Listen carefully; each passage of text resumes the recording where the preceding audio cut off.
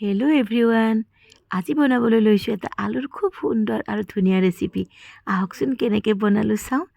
এয়া প্ৰথমতে মই আলু দুটা লৈছোঁ, ডাঙৰ চাইজৰ আলু দুটা মই এনেকৈ বাকলি গুচাই লৈছোঁ। আলুটো মেক্সিমাম মানুহৰে ফেভাৰেট চব্জি হয়, নহয়নে বাৰু? মোৰো কিন্তু খুব ফেভাৰেট হয়। যিকোনো চব্জিতে আলু নহ'লে যেন নহয়েই।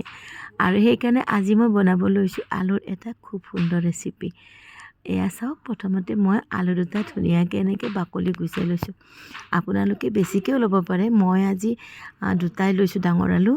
আৰু এয়া চাওক, বাকলি গুচোৱা হৈ গ'ল। এতিয়া আলুকেইটা মই ধুনীয়াকৈ পাতল পাতলকৈ কাটি ল'ম। এয়া চাওক, প্লেট এখনত মই আলুকেইটা কাটি লৈছোঁ। এনেকুৱাকৈ পাতল পাতলকৈ কাটি ল'বচোন। এয়া দেখিছে নহয়, বহুত বেছি পাতলো নকৰিব। এটা এনেকুৱা জোখমতে মই যেনেকৈ কাটিছোঁ এনেকুৱা জোখমতে কাটি ল'ব আলুখিনি। আলুখিনি কাটা হোৱাৰ পিছত আপোনালোকে আলুখিনি ধুনীয়াকৈ ধুই ল'ব, নহ'লে আলুখিনি ক'লা হৈ যায় যে, তো আলুখিনি ভালকৈ ধুই ল'ব। এয়া চাওক, এনেকৈ কাটি লৈছোঁ। আপোনালোকে মোৰ ভিডিঅ'বিলাকত ইমান ভাল ভাল কমেণ্ট দিছে, তাৰ কাৰণে আপোনালোক সকলোকে মই ধন্যবাদ জনাইছোঁ। আগলৈও যাতে এনেকৈ মোক কমেণ্ট দি মোক উৎসাহিত কৰে। এতিয়া চাওক, মই আলুখিনি ধুই লৈছোঁ আৰু ইয়াতে মই অকণমান নিমখ আৰু অকণমান হালধি ইয়াতে সানি লৈছোঁ। আপোনালোকে ইয়াত জলকীয়া গুড়িও দিব পাৰে, মই পিছে দিয়া নাই। এতিয়া হালধি আৰু নিমখখিনি দি ধুনীয়াকৈ এইখিনি সানি লৈছোঁ, যাতে আলুখিনিত চাৰিওফালে নিমখ আৰু হালধিটো লাগি লয়। এয়া চাওক, এনেকৈ সানি লৈছোঁ। আৰু এতিয়া মই কি কৰিছোঁ, এখন পেন ইয়াতে মই কি লৈছোঁ, নহৰু লৈছোঁ কেইপিচমান। মই ইয়াতে ডাঙৰ ডাঙৰ নহৰু লৈছোঁ, আপোনালোকে লোকেল নহৰুটো ল'ব পাৰে। এতিয়া মই নহৰুখিনি ধুনীয়াকৈ মিহিকৈ এনেকৈ কাটি লৈছোঁ। এয়া চাওক, এনেকৈ মিহি মিহিকৈ নহৰুখিনি কাটি ল'ব। আপোনালোকৰ ইচ্ছা অনুসৰি দিব পাৰে নহৰুটো। আজি মই বেছি বনোৱা নাই, চ' মই কমকৈ দিছোঁ। আপোনালোকে যদি বেছি আলু বনায় তেনেহ'লে নহৰুটো এনেকুৱা বেছিকৈ ল'ব, অকণমান কাটি ল'ব এনেকৈ মিহি মিহিকৈ।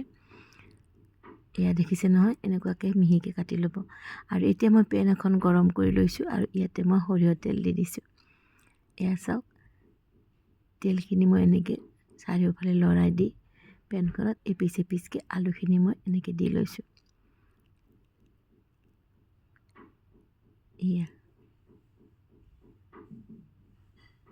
এই আলুখিনি এনেকৈ দি ঢাকনি দি মই ধুনীয়াকৈ দুয়ো ছাইড এনেকুৱা ৰঙচুৱাকৈ ভাজি লৈছোঁ। দেখিছেনে, আলুখিনি আমাৰ প্ৰায় সিজিয়ে গৈছে। আৰু এতিয়া মই ইয়াতে কাটি লোৱা নহৰুখিনি ইয়াতে দি দিছোঁ। নহৰুখিনি এইকাৰণে দেৰিকৈ দিছোঁ যে, নহ'লে আলু সিজালৈকে নহৰুখিনি একেবাৰে জ্বলি যাব। গতিকে আলুখিনি সিজি যোৱাৰ পিছত নহৰুখিনি দি অকণমান ইয়াতে মই লৰাই দিছোঁ। এয়া চাওকচোন, এনেকৈ লৰাই দিছোঁ। আৰু অকণমান পিছতে দেখিব নহৰুখিনি খুব ধুনীয়াকৈ ভাজি হৈ গৈছে আৰু ৰঙচুৱা হৈ গৈছে। এয়া দেখিছেনে, নহৰুখিনি খুব ধুনীয়াকৈ ভাজি গৈছে।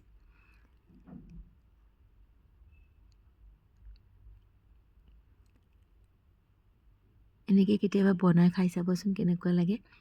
যদি ভাল লাগে আপোনালোকে মোক কমেণ্ট কৰি জনাব। এয়া চাওক, নহৰুখিনি কি ধুনীয়া মচমচীয়া হৈ গৈছে। এতিয়া মই ইয়াতে দিছোঁ চিলি ফ্লেক্স দিছোঁ আৰু অৰেগেনো দিব পাৰে। আৰু ইয়াতে অকণমান চাট মছলা দি খাবচোন, খুবেই বেছি টেষ্টি হয়। তেনেহ'লে কেনে পালে জনাব।